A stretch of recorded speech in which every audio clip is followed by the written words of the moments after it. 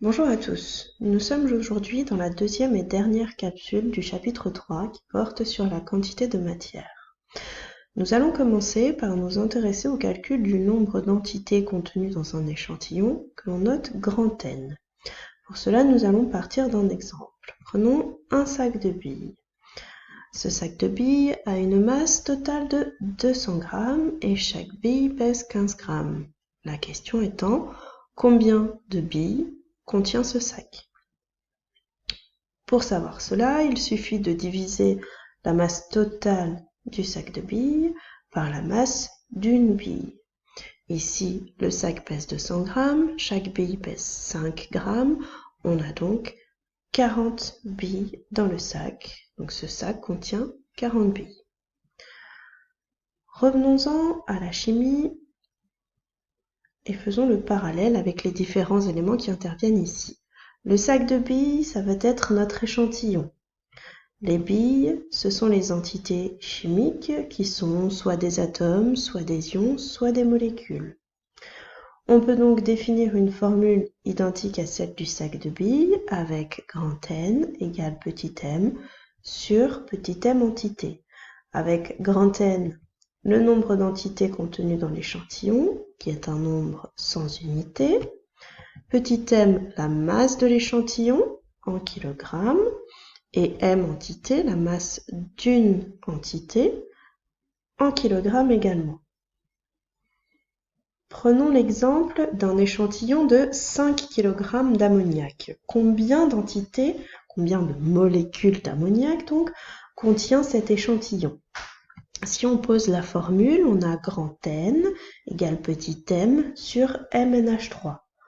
MnH3 étant la masse d'une molécule d'ammoniac. On a vu dans la capsule précédente que cette masse d'une molécule d'ammoniac est de 2,84 fois 10 puissance 26 kg.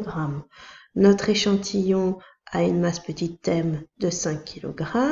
Si l'on remplace dans la formule, on obtient donc 1,8 fois 10 puissance 26. Cet échantillon de 5 kg d'ammoniac contient donc 1,8 fois 10 puissance 26 molécules d'ammoniac. Vous remarquez que ce nombre est particulièrement grand. 10 puissance 26, ça veut dire un 1 avec 26 zéros derrière. Un autre exemple qui vous montre que ce nombre d'entités grand N est extrêmement grand, si on prend comme échantillon une goutte d'eau. Il y a à l'intérieur 1000 milliards de molécules d'eau. Donc, pour simplifier les choses, le chimiste a introduit une nouvelle grandeur, la quantité de matière que l'on note petit n. Alors, donc, comme on vient de le dire, le nombre d'entités grand N étant particulièrement grand, le chimiste a décidé de faire des paquets d'entités.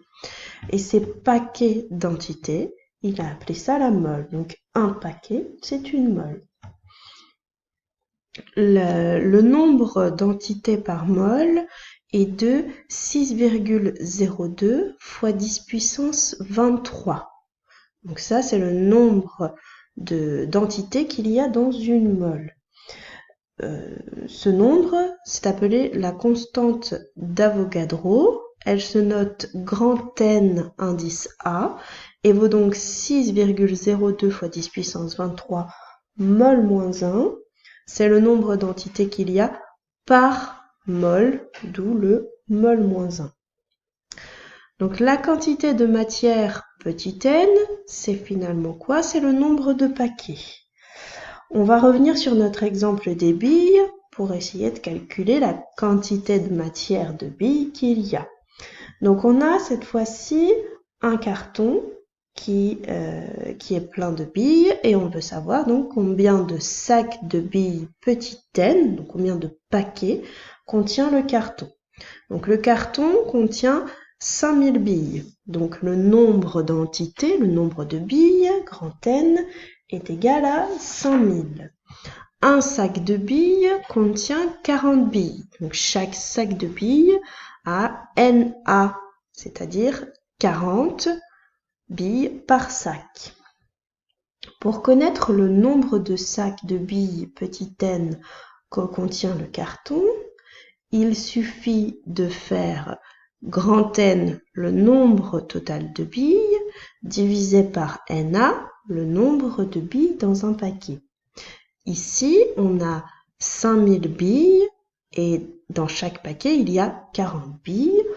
On obtient donc 125 sacs. Ça veut donc dire que notre carton contient 125 sacs de billes. Si on revient encore une fois à la chimie, la quantité de matière petit n, c'est le nombre de paquets. Donc en chimie, on parlera de nombre de moles. Notre carton, c'est l'échantillon. Le sac, ça représente une mole. Et les billes, ce sont toujours nos entités.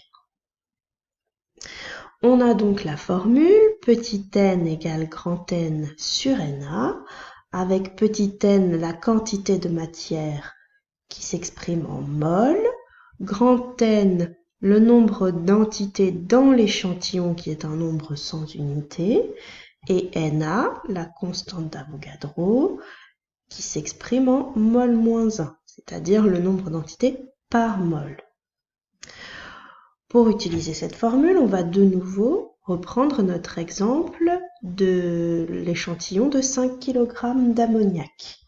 La question, c'est quelle est la quantité de matière d'ammoniac contenue dans cet échantillon.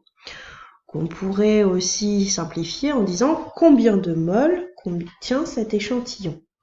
On va donc appliquer la formule petit n égale grand N sur Na.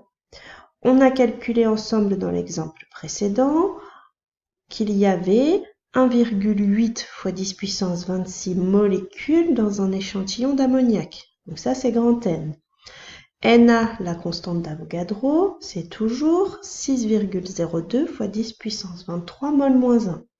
Si on remplace dans la formule, on obtient un nombre petit n qui est de 2,9 fois 10 puissance 2 mol. Un échantillon de 5 kg d'ammoniac contient donc 2,9 fois 10 puissance 2 mol.